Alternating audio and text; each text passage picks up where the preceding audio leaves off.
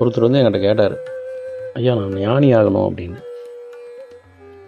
ஞானி அப்படின்னா நீங்கள் எல்லோரும் என்ன நினச்சிட்டிங்கன்னா அது ஒரு பதவி, அது ஒரு உயர்ந்த நிலை, அது ஒரு அற்புதமான ஒரு விஷயம் அதில் கிடைக்கும், ஏதோ ஒரு கற்பனைக்கு எட்டாத ஒரு சக்தியை வந்து நம்ம அடைஞ்சிட்ற மாதிரி நினச்சிக்கிறீங்க நீங்கள் எல்லோரும்.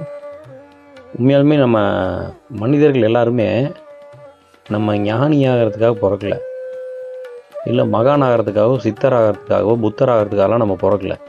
அதெல்லாம் நம்ம உருவாக்கிக்கிட்ட பேர். நம்ம அடிப்படையாக மனிதனாக ஃபஸ்ட்டு வாழணும். நீங்கள் மனிதனாக ஃபஸ்ட்டு மனிதத்தை உணரணும். நீங்கள் மனிதன் அப்படின்னு நீங்கள் உணர்ந்தீங்கன்னா தான் நீங்கள் ஞானி. நீங்கள் மனிதனாக வாழ்கிறீங்களா, நீங்கள் என்னவா வாழ்கிறீங்கன்னு ஃபஸ்ட்டு கண்டுபிடிங்க. நீங்கள் ஞானியாக அடையிறதுக்கு நீங்கள் முயற்சி செய்ய வேண்டாம். நீங்கள் மனிதனாக வாழ்கிறதுக்கு முயற்சி செஞ்சீங்கனாலே அவங்க தான் ஞானி.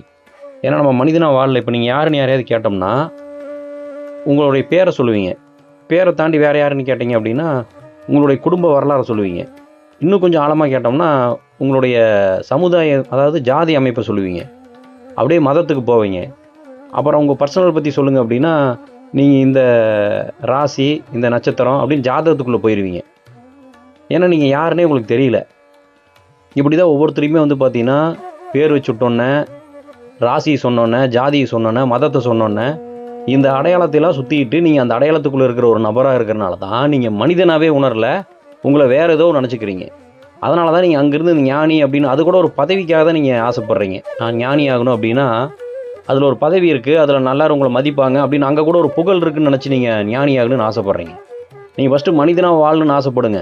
இது எல்லாத்தையும் விட்டுட்டு விலகி நீங்கள் ஒரு நல்ல ஒரு கொள்கைகளை பிடிச்சி வச்சுக்கிறீங்களே, நான் ஒரு பெரிய ஆள், எனக்கு எல்லாமே தெரியும், நான் இவ்வளோ கற்றுக்கிட்டேன், நான் இந்த சமுதாயம், என்கிட்ட இவ்வளோ சொத்து இருக்குது, என்கிட்ட இவ்வளோ பதவி இருக்குது, நான் ஒரு புகழ்மிக்கவன், எனக்கு ஒரு 100 பேர்த்து தெரியும், பெரிய பெரிய அதிகாரிகளெல்லாம் தெரிஞ்சு வச்சுக்கிறீங்க இல்லையா, அதெல்லாம் தான் உங்களுக்கு பிரச்சனையே.